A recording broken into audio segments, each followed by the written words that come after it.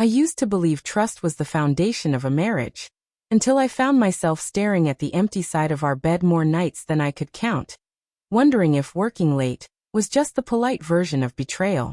My wife Claire had always been ambitious. Sharp suits, sharper wit, and a work ethic that burned through weekends and holidays alike. I respected that. I loved her drive. But somewhere along the way, her passion for her career started replacing the passion we once shared. The late nights became more frequent.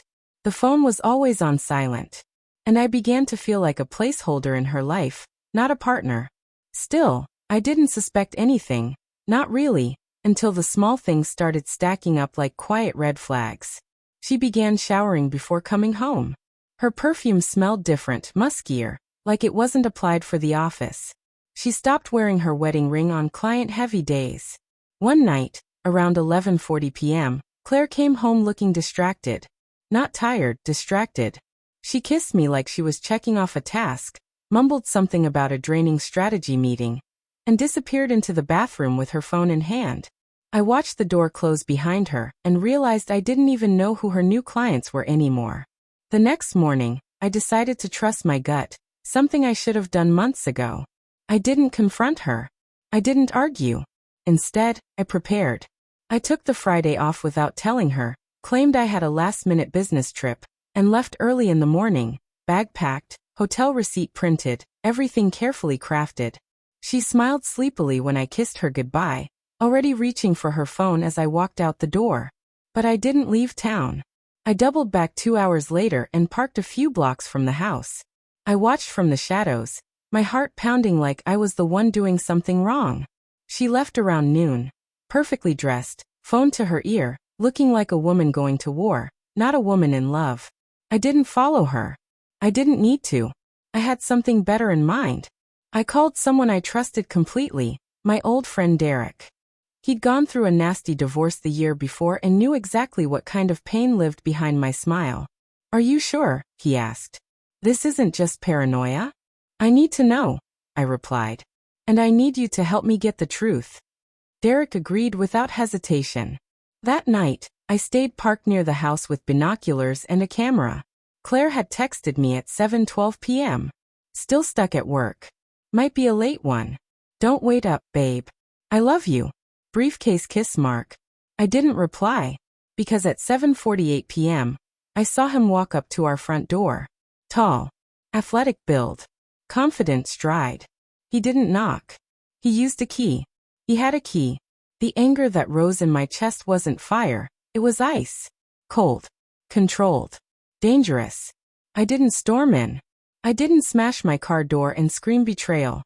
I waited. Watched the lights flicker upstairs. Watched the shadows move behind the curtains of our bedroom. Our bed. Around 8:20 p.m., I picked up my phone and did something I never thought I'd do in my life. I took a picture through the telephoto lens. A clear one. Him shirtless, standing in the window, sipping from one of our wine glasses. Then I opened my messages and sent it to her. Just one picture. No caption. No threat. No how could you. Just the truth. It took 5 minutes for her to see it. And 2 more for her to call.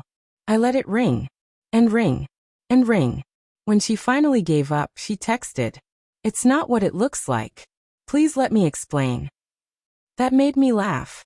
What did she think it looked like? A real estate tour? I blocked her number. Then I turned the car back on and drove away. But this story didn't end there. The next morning, she showed up at Derek's house.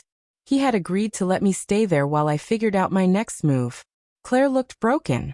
Hair messy, makeup smudged, the same suit from yesterday. She pounded the door like she was trying to break it down. I watched from the upstairs window. She shouted my name. Cried. Then begged. Derek opened the door just enough to step outside. "You should go," he said flatly. "I need to see him." "You already did. In the picture." She didn't speak after that. Just stood there, shaking, until finally walking back to her car. It should have ended there. A clean break. But Claire didn't let go easily. Over the next few days, she emailed me, messaged my sister, even showed up at my office claiming there was more to the story. And she was right. There was more. I dug into her digital trail. Hired a private investigator, not out of revenge, but because I wanted the whole truth. If I was burning the bridge, I wanted to see how far back the rot went. What I learned made my stomach twist. The guy in our bed? His name was Evan Mercer, a junior partner at her firm. Fresh out of grad school, the kind of guy who looked at married women like prizes. They'd been seeing each other for 11 months.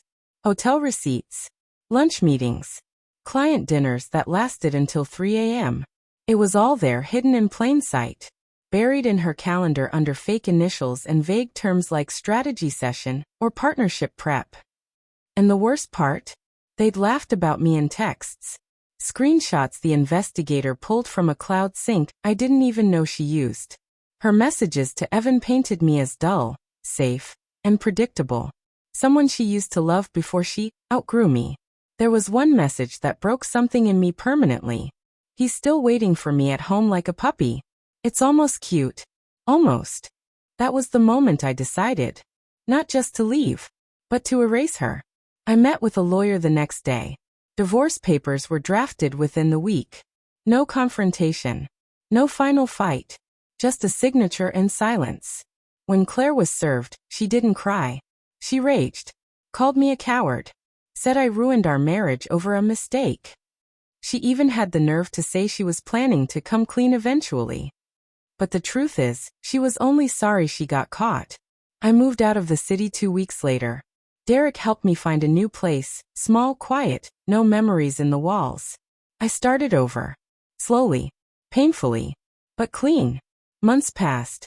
Then one evening while checking my email, I found a message from an unfamiliar address. It was from Evan. Yes, him. Subject line. You were right.